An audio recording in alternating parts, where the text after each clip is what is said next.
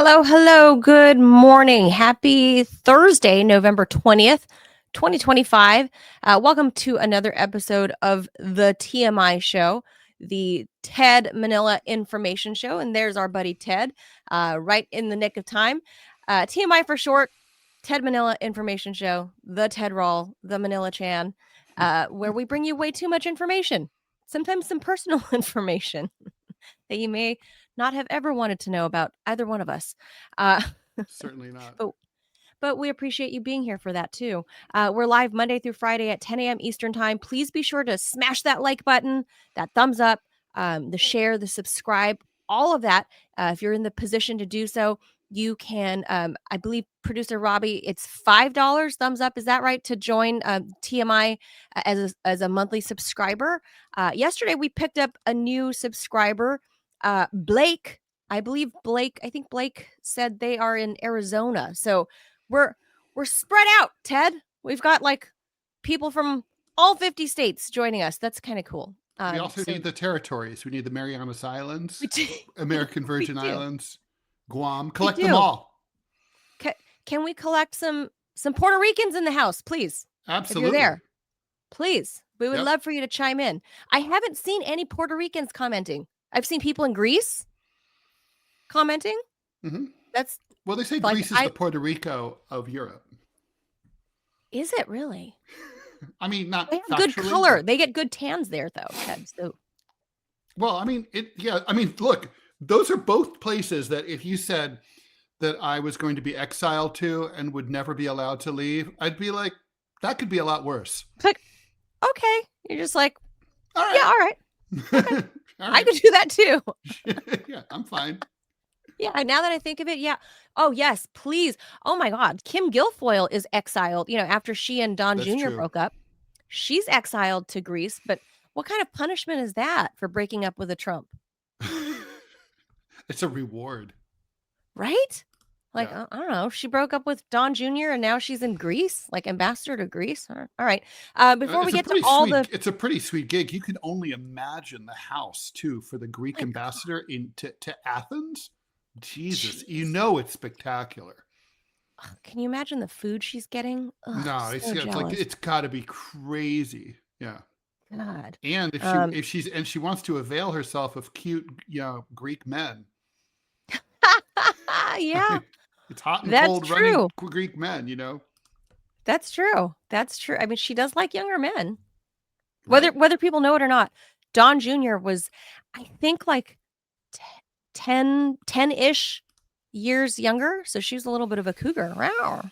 Yes, she is. Yeah, Not hating on her. Not hating on that. I'm just saying. I'm pro cougar for sure.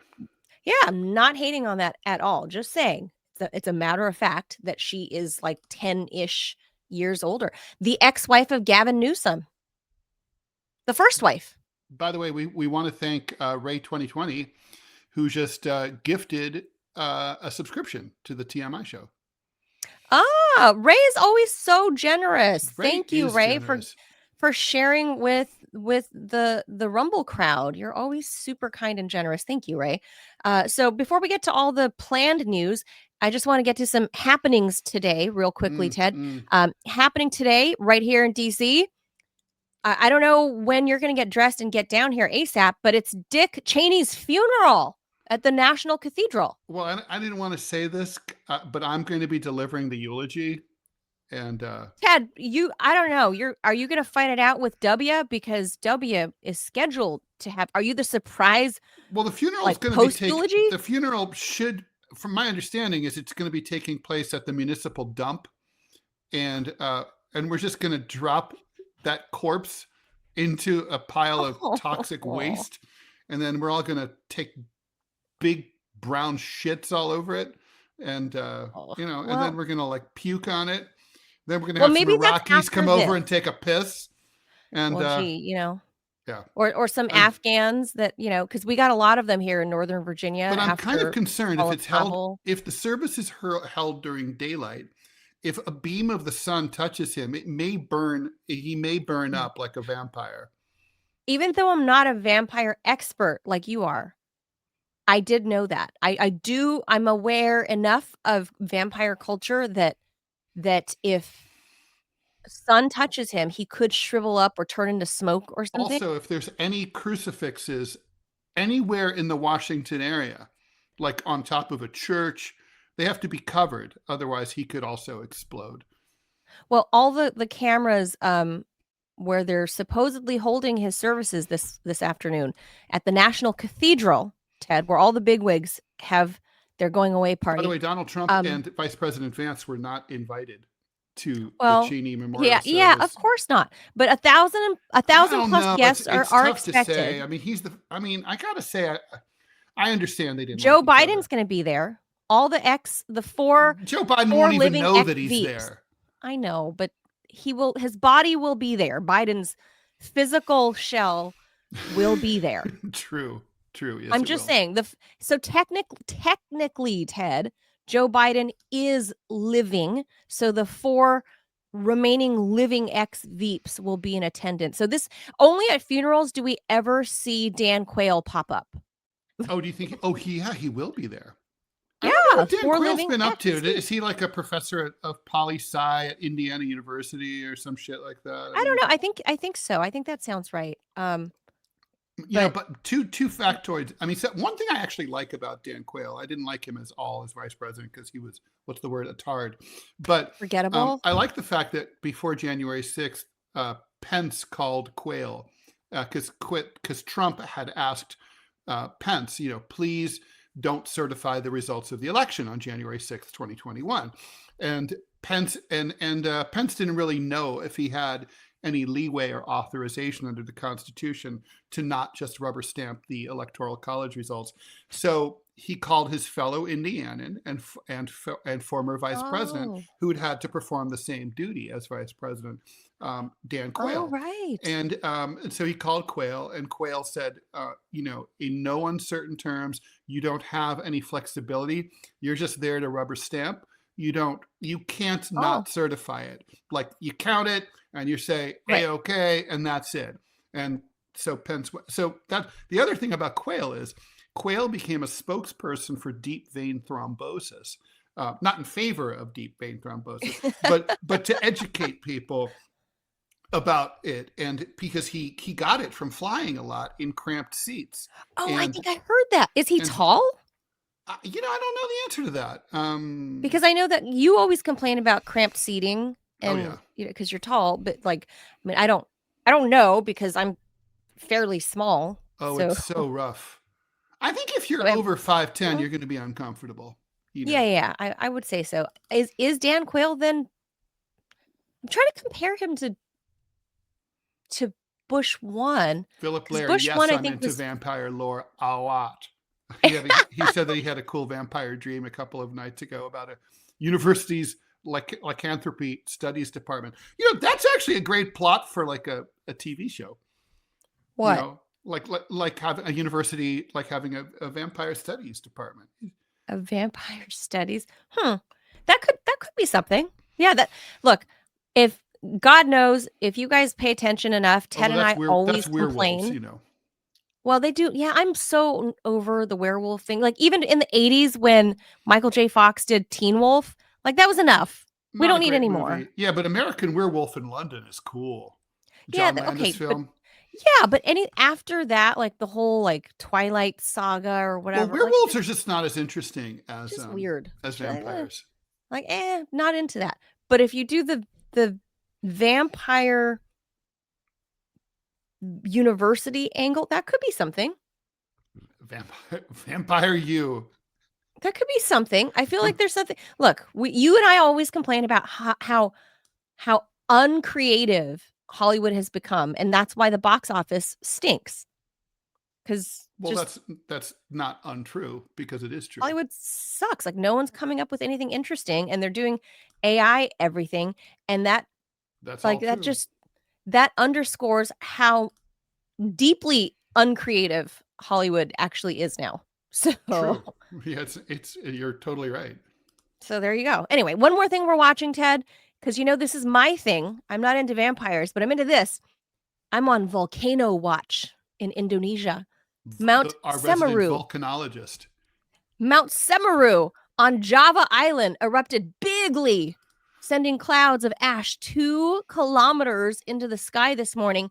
Mass evacuations are underway. And Ted, the locals are being urged to stay stay close to, within 500 meters of a riverbank or a body of water. Fell into a burning ring of fire.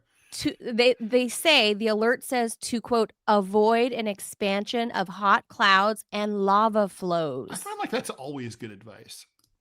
So, yes. So if you're near an erupting volcano, run towards a big body of water, because the only thing that can stop the only thing that can stop because then your plane will crash because of the plumes of smoke. It can't see. Oh, that's true. Because it's not. No, it's the silica in the air. They can't. Right? Well, they can't see the planes. Nothing can breathe. And the engine will seize up because of the silica. That's right. In the air. The engine can't breathe. So your only best hope to escape lava is a big body of water, a lake, a river, an ocean. Go there. So, I mean, Ted, the Javans, the Indonesians, I think their advice is wise, and probably from thousands of years of experience, Ted, from their 130 volcanoes that they have on their islands. They say go near a body of water. They don't say fly, Ted. They don't say run towards it. Going near the body of water was particularly helpful in Pompeii, but what can I say? Well, in this case, to avoid looks like that worked out great. The only thing that can stop a lava flow is a large body of water, because it just cools down, and a werewolf could magically stop a lava So this would be like the stake in the heart of the lava is a river flow or ocean waves. So there you go. Yeah. Hopefully you don't get swept out to sea. That would be a really bad timing for like a tidal wave and lava. But I mean, the thing is that the sea can be boiling from the lava hitting it, It can, but you got it. Yeah, you better hope you can swim. But man, if you're stuck on a little island, I mean, I'm not what sure are you about supposed this. to do? Go to the water, What else are you supposed to do? Airport, get the fuck out of there. You can't, though. We just established that your plane will either friggin' choke itself out the engines will choke out from all the smoke and yuck in the air, or B, the pilots can't see a foot ahead of them. So how are you going to get it? I don't know. Then you're fine. Sucks. That's I don't know. That's why I'm fascinated by people who remain next to active volcanoes. Well, that's like, that's like San Franciscans or Californians. Californians live around everything bad. I mean, it's hard to, it's like landslides, earthquakes, wildfires. Droughts. Always droughts. Always. Road ragers, race riots, homeless encampments. Their road rage is down a little bit because I moved to the East Coast. Dr. Pat. That's true. The LA Times. Look. All sorts of evil things live there. But Ted, do you not see the common thread here? Tarantulas. Do you not see the common thread is that California hates you and does not want you to live there. You live amongst all these life-threatening things in California, but you also live in one of the most beautiful states on earth, where you get ocean, you get desert, and you get mountain. You can do all of those things in one day, theoretically. Let's say you can helicopter to all those things. You can't drive to those because the traffic on the 405 will stop you. Yeah, you're not going far. Theoretically, if you could helicopter to those places, you can do all of those things in the same day. You can see a redwood forest also. You can do all of those things if you had like a helicopter, for example. It's beautiful land, but it too, the natural conditions of it will kill you. But that's any place that's gorgeous, like Indonesia, like all the Ring of Fire Islands. You're saying pretty places are inherently dangerous? Yeah, just like hot chicks with crazy eyes, like you and Jamarl are into. Like the Lorena Bobbitts of the world. That's what these islands are analogous to, Ted. That's an excellent point, Manila. You are right. Totally analogous to like Lorena Bobbitt. I'm trying to think, are there pretty places that are sweet? Yeah, you know what? I'm going to call bullshit on that. France. Why? France is gorgeous. It also has an incredible variety of terrain. It has the Alps. It has beautiful. It has the Okay. French Riviera. The Riviera's gorgeous.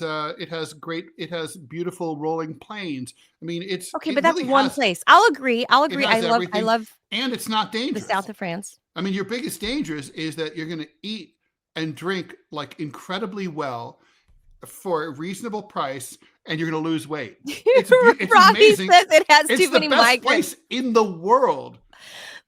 Robbie says too many migrants, so it's dangerous. And Mexico, well, look, no, Mexico will kill you with all the cartels. So, look, but for Mexico the doesn't most have part, cartels in most you're parts of the country, look, right? you're So gonna find my analogy still stands. Just because you occasionally find a hot chick that isn't psycho doesn't mean the vast majority of super hot chicks are not psycho. the vast majority of super hot chicks are psycho. That's what I'm saying. Oh, So okay. the All right. vast majority of beautiful lands will come with things that will kill you. So it's not usually very Yeah, no, very friendly. yeah, I'm gonna have to think about that one. Yeah, we'll think about that some more. But anyway, with that, let's hop to all the stories because you got to get out of here to hang out with Scott. Stantis coming up at 11 o'clock Eastern time. All right, rock and roll. Okay, let's do it.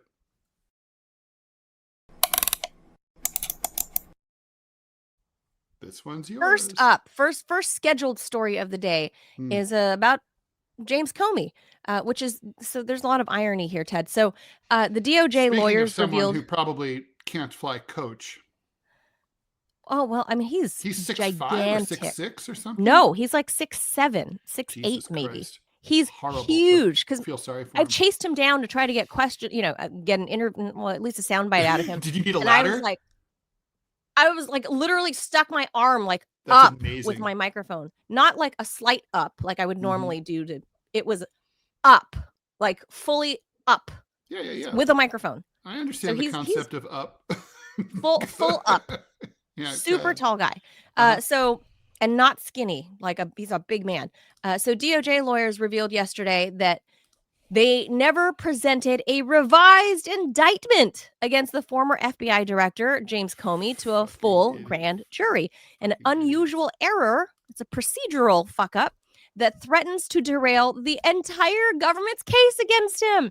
In September, interim U.S. Attorney Lindsay Halligan presented 3 counts against Comey to a grand jury stemming from his 2020 testimony over the Trump-Russia investigation.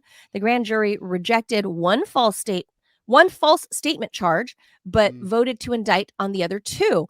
So a separate false statement charge and 1 count of obstruction.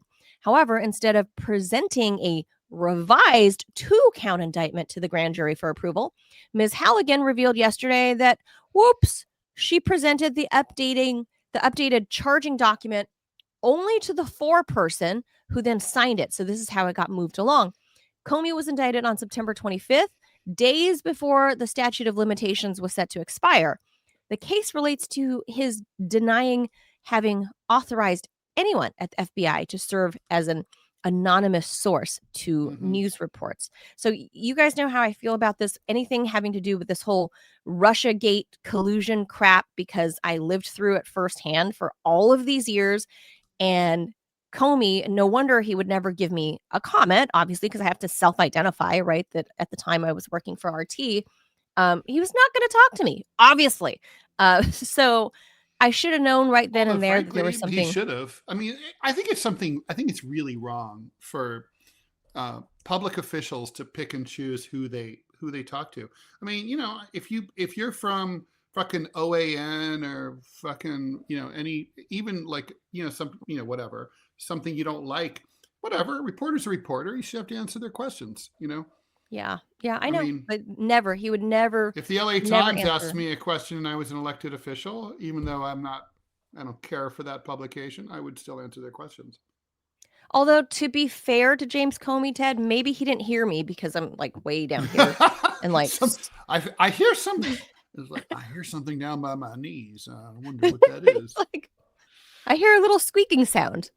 Little Manila Chan trying to ask Is that Clovis chasing a mouse? I don't know. What is that? What's going on? So they're just to be fair. Hilarious. But anyway, don't you find that hilarious that, okay, So remember, James Comey when he got indicted, and of course he's got decades of experience as an attorney himself, right? So he knows how to do this, and he was making a lot of hay about Lindsay Halligan being appointed to this interim U.S. attorney position, right? Yeah. He was making a lot of hay about that, and so was Letitia James over in New York City.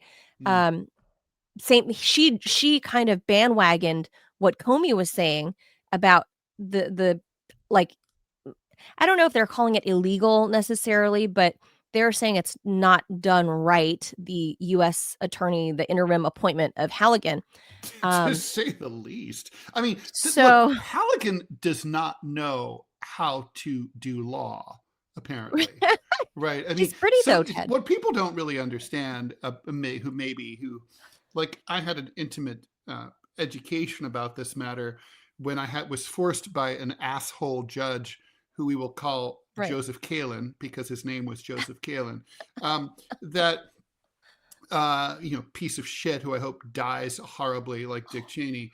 Ted. Yeah, no. So that means you hope Judge Kalin lives to be well into his 80s. Yes, well, it's too late for that. He was 85 when he was my judge. Oh, wow. And he looked like he'd been sleeping outside. It was 2018, right? So the dude's like 93 now, if he's alive. And still Although alive? who could tell the fucking difference? But anyway, the point is, when I was forced to represent myself in court, and I learned just a tiny, like 1/100th of 1% of sort of the legal procedures that you had to go through about how to file a motion, how to draft a motion. And I only had to do this for a couple of weeks until my new lawyer was allowed to take over my case.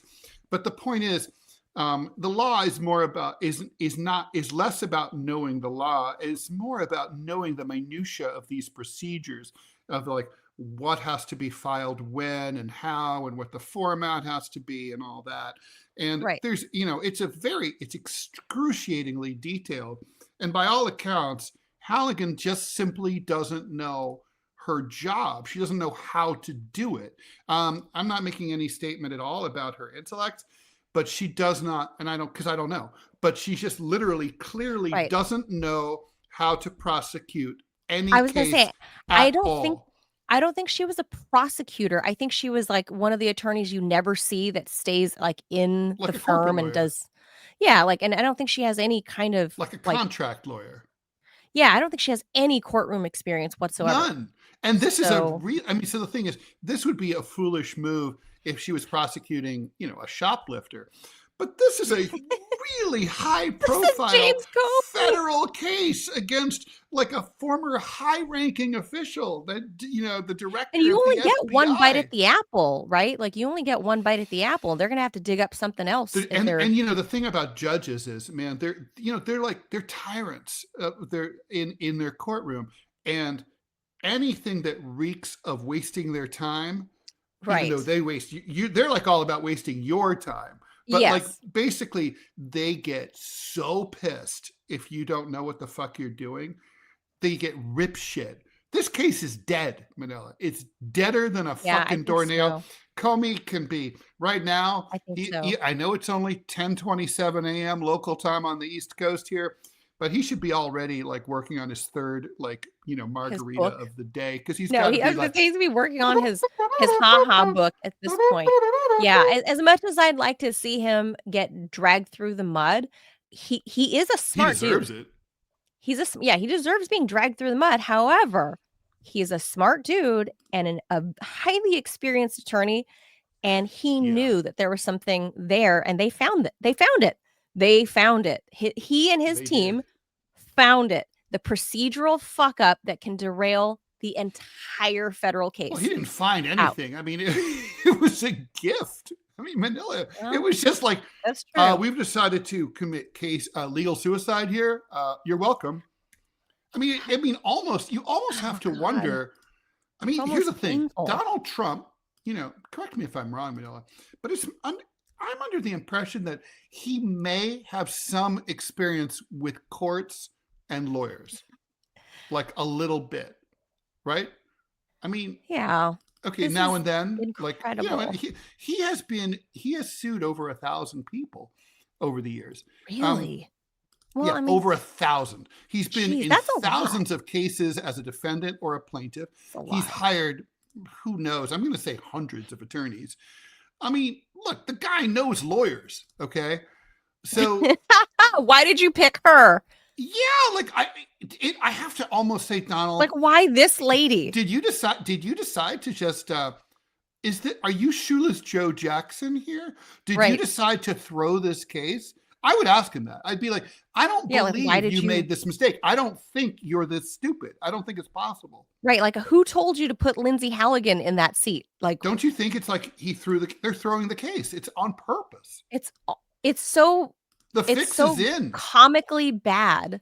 It's so comically bad that you Do you can't think the help fix but is in, think, Manoa? I think this is just more evidence of the the profound negligence and stupidity of the people surrounding Trump yet again. Again, he keeps surrounding himself with idiots. Like the first administration, he surrounded himself foolishly with neocons like John Bolton, but this Yeah. time he's around people that are like, It's "Yes, all sir, about we love you, Donald Trump." It's all about the sycophants now. Yeah. Yes, and that's all. Whether they're qualified to be there or not, as long as they're like, "We love you, Donald." That's enough. And that's why he is losing his whole MAGA base to people like Marjorie Taylor Greene and Thomas Massey. That's not why he's losing. Yeah, he's not MAGA sticking base. to It's the MAGA it's value. policy fuck ups.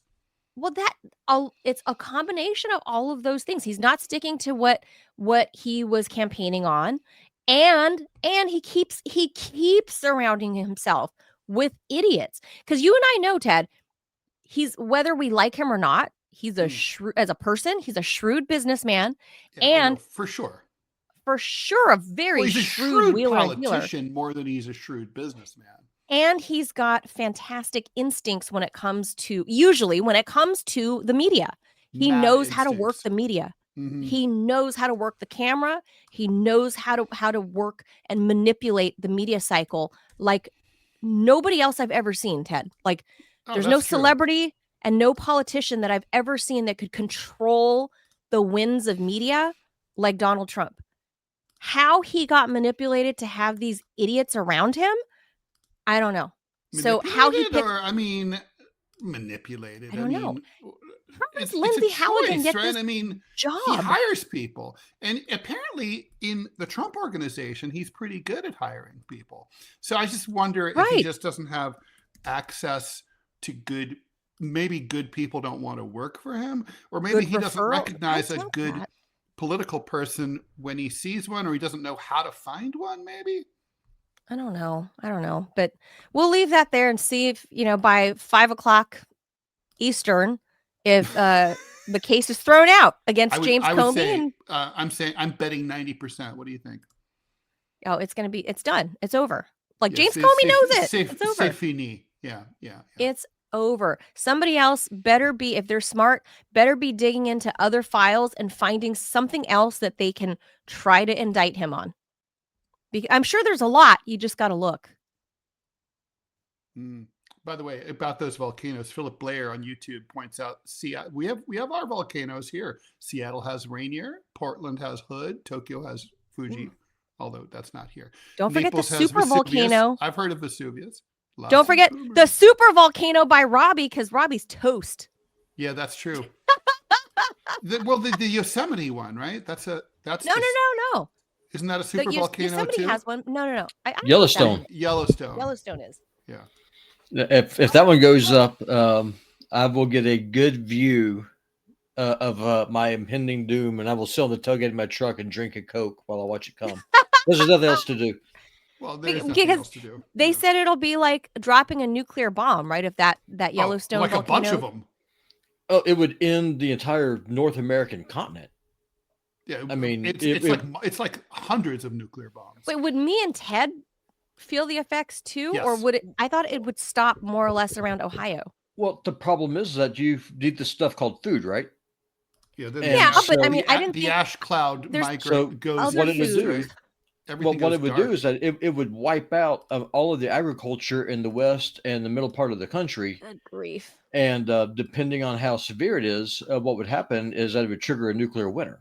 This is what So what happened to the dinosaurs with the monsoon would meteor fail. strike. So I mean, it would be pretty gnarly. Yeah, it Like would be catastrophic for sure. me personally, I don't have any kind of biblical proof to point this out, but the book of Revelation, it talks about how God's going to end the planet.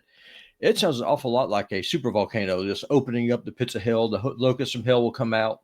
The water becomes polluted. It's actually called wormwood, which conveniently enough is the Russian word for wormwood is Chernobyl, where it poisons all the water, poisons the oceans. The oceans become blood.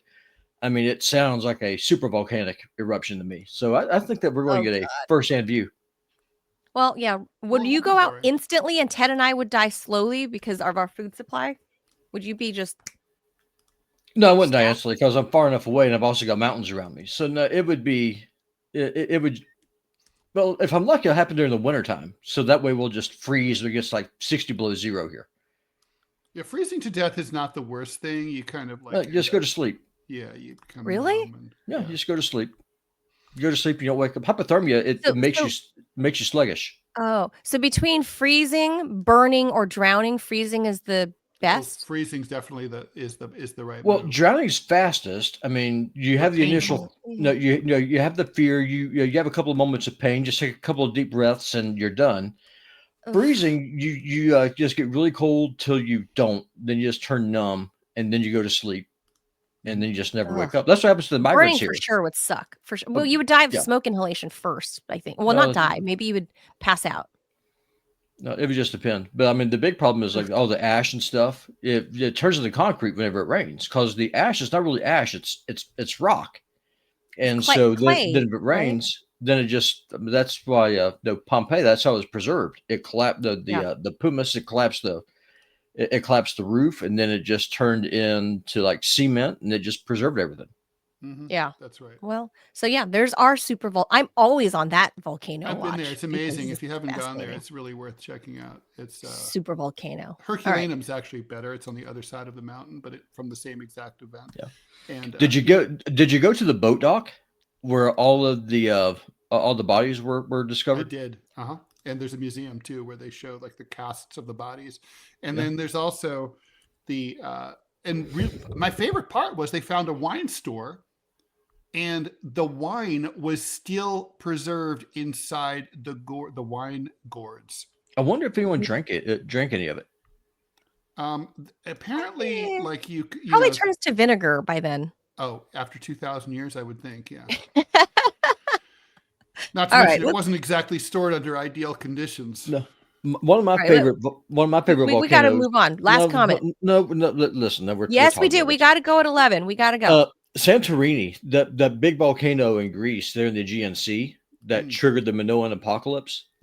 Because that's the islands of Antikythera. It's the rim of the caldera. That's someplace I would love to go see one day. That's cool. Never been. That's where the Antikythera mechanism was found at. All right, let's move on. All right, thanks, Robbie. Bye. All right, this one's you, Ted. Yes, it is. All right, former Treasury Secretary and Harvard heavyweight Larry Summers is scrambling after revelations that he carried on friendly correspondence with Jeffrey Epstein, even after he was convicted of pedophilia. Now he's stepped down from some key roles, the board of OpenAI, and as well as all public commitments. Newly released emails show Summers asking Epstein for romantic and relationship advice about an unnamed woman Summers described as a mentee and exchanging flirtatious banter. "I'm a pretty good wingman," reads one message from Epstein. Even more damning, some of the back and forth dates as late as July 5th, 2019, just a day before Epstein's arrest. Despite no evidence of illegal this is, I guess, Epstein's second arrest. Despite no evidence of illegal conduct so far, the optics don't look good. Summers' contract with the New York Times will not be renewed. Other boards have dropped him. Harvard has launched an investigation. He's stepped down from teaching. Meanwhile, rumors swirl that even OpenAI might force they already forced his exit, so this is a little old. Summers said he's stepping back to rebuild trust and repair relationships. This is standard verbal verbiage in situations like this. PR, it's PR while handler insisting he'll still words. teach classes, but no, he will not be teaching classes, actually. No. Liz Warren says he can't be trusted to hold positions of influence. For a You figure think? who once served at the highest echelons of economics and academia, this unraveler signals the end of a storied career and the end of yet another Epstein-era bloodletting of elite networks. Manila, I also think it's worth pointing out that Larry Summers was never much of an economist. I mean, even though he had all these positions, he was the president. All the accolades. Wasn't he the president of Harvard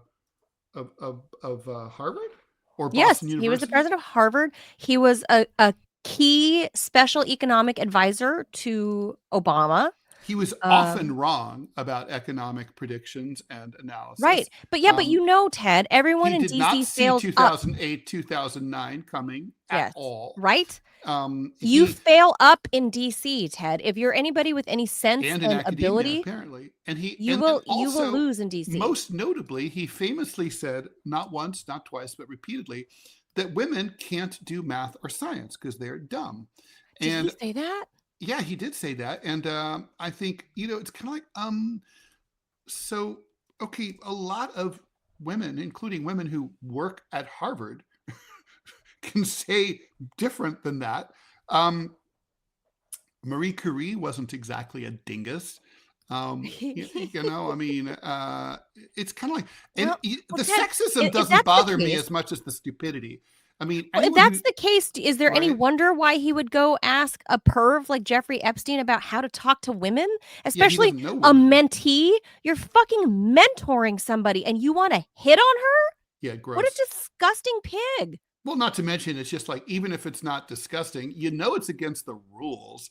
Can't you just like follow the rules? I mean, you're going to get fired. It's like, it's not illegal. You're not supposed to do that. Like, fine, I get that it's not illegal, but that's still gross and unethical, and that's basically like the teacher hitting on a student. Like it's exactly like that. That's just gross. It's just gross and a violation of trust. Like, if I found out from my daughter that Larry Summers was giving her the vibes, I would have reported. If I was the mom of that mentee and Larry Summers is her mentor, I would have gone and reported this to the Harvard board immediately. Fair point. So I bet, like within that article, there was I think you skipped a line that said that Harvard is not only looking into Larry Summers now, they're looking at other faculty tied to Larry Summers about how much those people might know and how tied in. Shit. I mean, even if it's not illegal, you're going to find a lot of grossness, even if it's not illegal. Sure. That's not going to be a surprise. And remember, I think Epstein used to tell people back in the day, he used to wear Harvard gear all the time. I think he told people that he graduated from Harvard or something. That wasn't true though, right? I don't believe that was true. I don't think he ever got into Harvard. I don't think he so weird even went to college. No, wasn't he an attorney? No. I thought he was an attorney. No, he just kind of appeared one day. I think he went to college. I think he went to college, Epstein, but I don't think he graduated. I don't remember where, but it wasn't Harvard, I don't believe. And then he started teaching like a math program from, I forget which Bill Barr's dad was like the president of some like elite private school, like in Connecticut or something. And I think Jeffrey Epstein, I'm not saying he was a dumb guy. Like, I think he was smart, but he obviously was smart, right? No question. But he didn't go to Harvard, I don't believe, and he certainly didn't have a degree. But anyway, Bill Barr, the former attorney general, his dad was like some headmaster at some school, and his dad, Barr Sr., gave Epstein his first teaching job in like the math department at some elite boarding school or something. Boarding school, Ted. Jeffrey Epstein. Yeah, what could go wrong? What? But who'd have thunk that, 40 years ago, right? Like, who'd have known? But that's how he got started in academia. And then somehow he appeared with, I don't know, because he was like a math whiz, I guess, like that, some people are, right? Some people are mathy people. That's not to be confused with methy people. Epstein was a math person, a mathy person, I think by his natural ability, and he was given that job by Bill Barr Sr. I don't know if it's senior, but Barr Sr.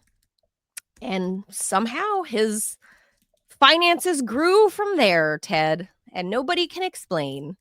No, nobody can, although there's lots of theories. Yes, we don't have time to get into all of those certain theories. Small country in the Middle East. I think Israel actually has fewer people than Laos, Ted. I think Laos has like 6. No, they might be about the same. Laos has like 6 million people. That's, I would have thought they would have had more people. Laos? Yeah. I mean, it's not a small country, and it has very very, very rich, agriculture. So it could support a lot of people. Yeah, but 1/3 of the country is uninhabitable because of U.S. bombs never cleared from the secret war. So that kind of prevents things if you be blown up when you're trying to till fields. That keeps the population low. Yeah, that's birth control. But how many people does Israel have? 9 million. Oh yeah, so there are more people in Israel than Laos. No. Yeah, 6 million is a small country for sure. Yeah, small country. I think the diaspora is probably bigger than that around the world, but yeah, that's all there is. But yeah, no one, I feel like there's some answers that we can get from Israel, but that's neither here nor there. All the ties are unraveling, Ted, but I don't think we're going to find more. I don't know. You can probably find some more indictments if you look in the files. But Larry Summers, I think what we're going to just find is that short of being illegal, he's a creeper. That's all. And not a good economist. No, evidently. like a terrible economist, and kind of like a tard, really. Yeah. I don't know how or why people kept giving him jobs. Barack Obama would gush about him all the time. Don't you remember during the recovery? He thought Hillary Clinton was brilliant, so there's that. Was that an Obama wet behind the big ears thing, or? I think so. Mm-hmm. Yeah, but Obama's really smart. He's a smart guy. He's pretty smart. Well, I mean, he's NPR smart. Really? You don't think? You think if he took an IQ test, we wouldn't? I wouldn't be that impressed. I don't think. Really? Okay. Robbie says we got to go to a word from our sponsor now. Okay, let's do it. Let's do it. Robbie's going to put that up, and he also says Obama is a dumbass. But who'd have thunk that our producer Robbie would think that about Barack Obama? No, I think he's actually pretty intelligent. And I don't know. He's never turned up. I'm not saying he's a dumbass. I mean, I'm just saying that he's not as smart as he thinks. One of those guys. Right. He's maybe not Mensa member smart. All right. Yeah, exactly. That's really my point. All right. Here's our first sponsor of the day. Hey, you. There's this video. It's from Chuck Norris. Yeah, it was insane. He's in his 80s, and he says he still feels like he's in his 50s. It was pretty shocking. He had some pretty cool tips in there on what he's doing, including these 3 foods that he avoids like the plague. He explained all the things he was doing in it, and it was super simple. And they're so easy, and you can do them right at home. When I first saw the video, I knew I had to share this with you all, since what happened to Chuck could also happen for you too. But with any new method, of course, your results can vary.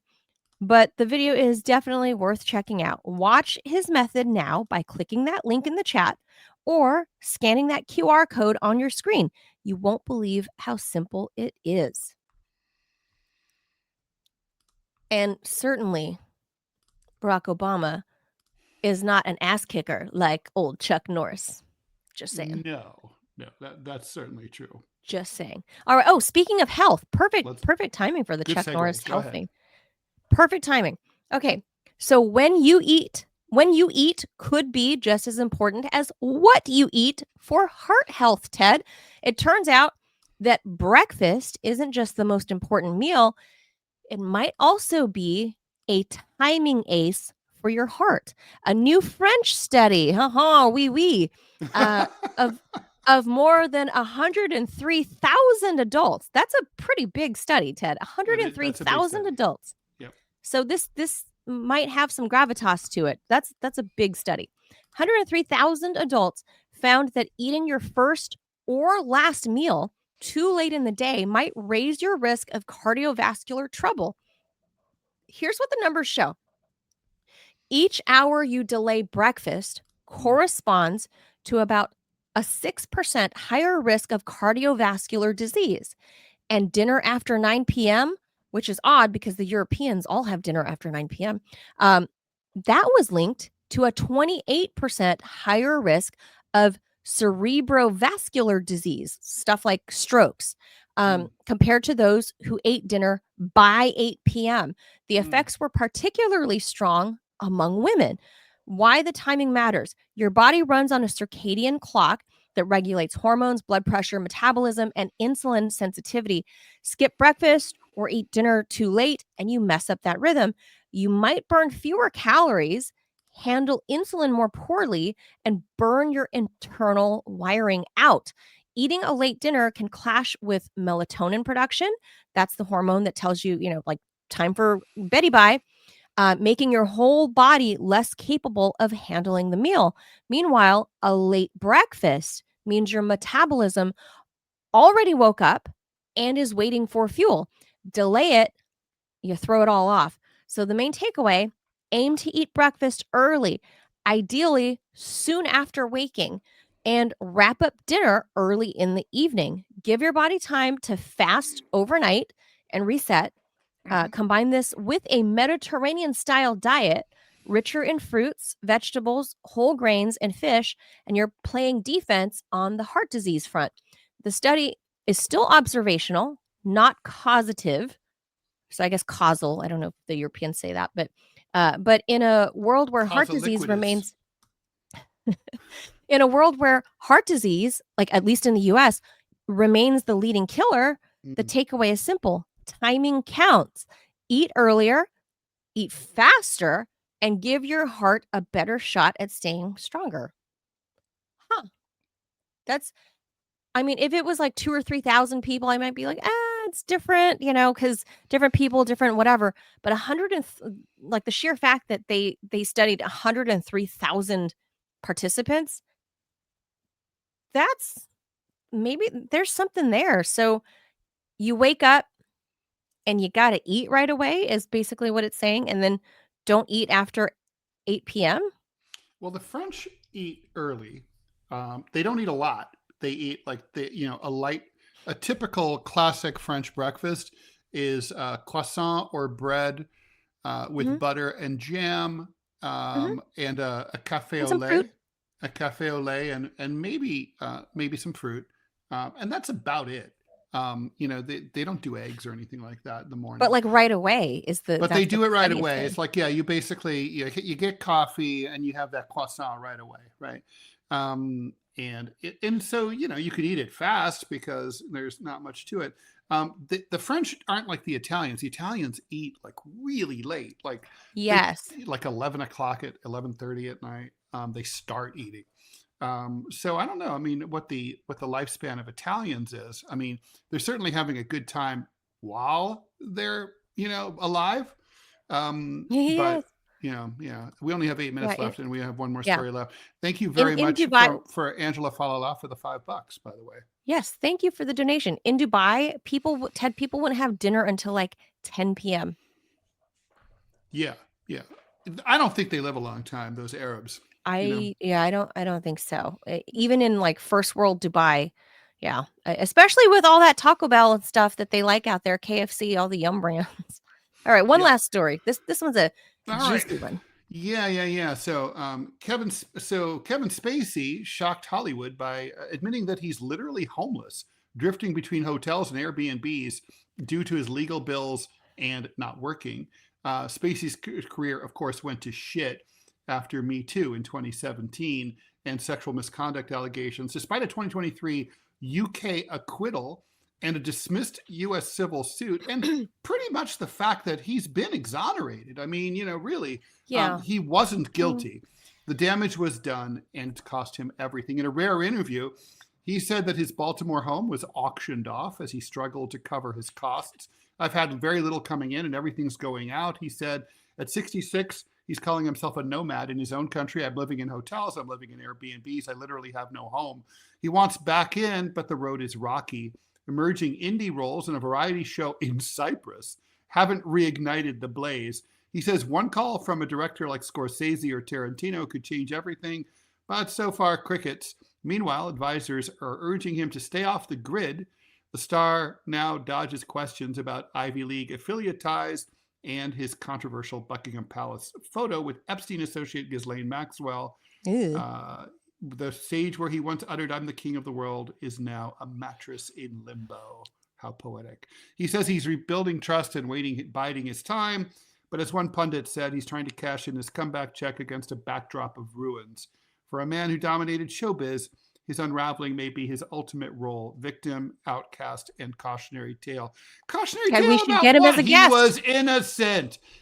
This drives me crazy. So he's canceled, right? The world firmly owes Kevin Spacey his job back and an apology. I mean, these were false accusations. He wasn't just found not guilty. He was innocent. He just didn't do it.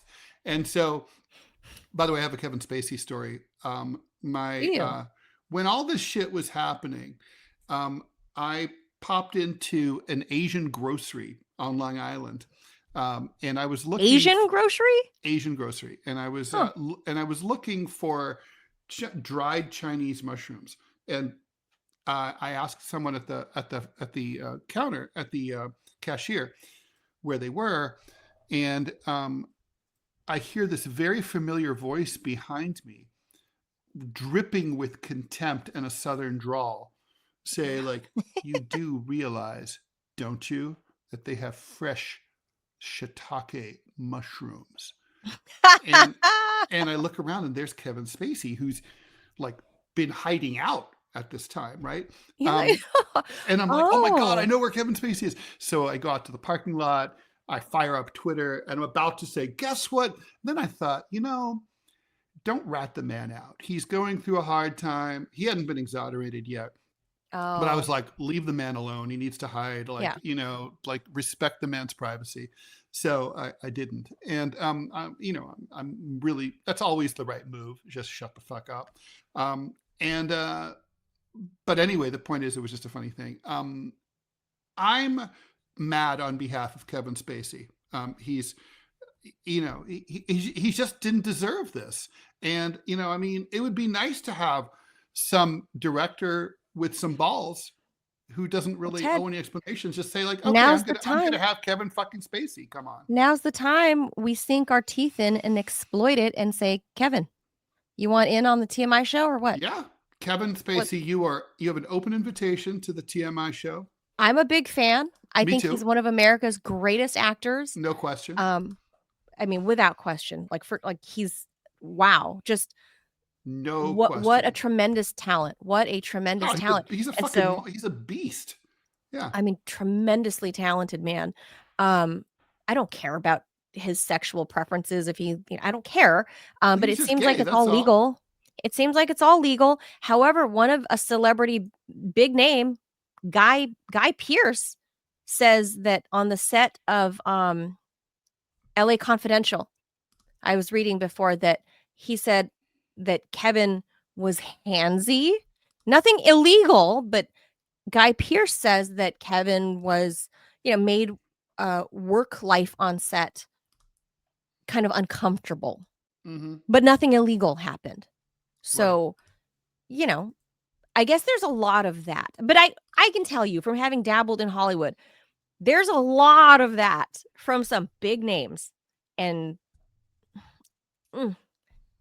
one last Are we doing one more thing? Oh, No, we're about to go have, out. I'm out of here. I literally We're going out. DMZ America podcast is about to go live. So I say we reach out to Kevin Spacey and we talk to him about acting. Yeah.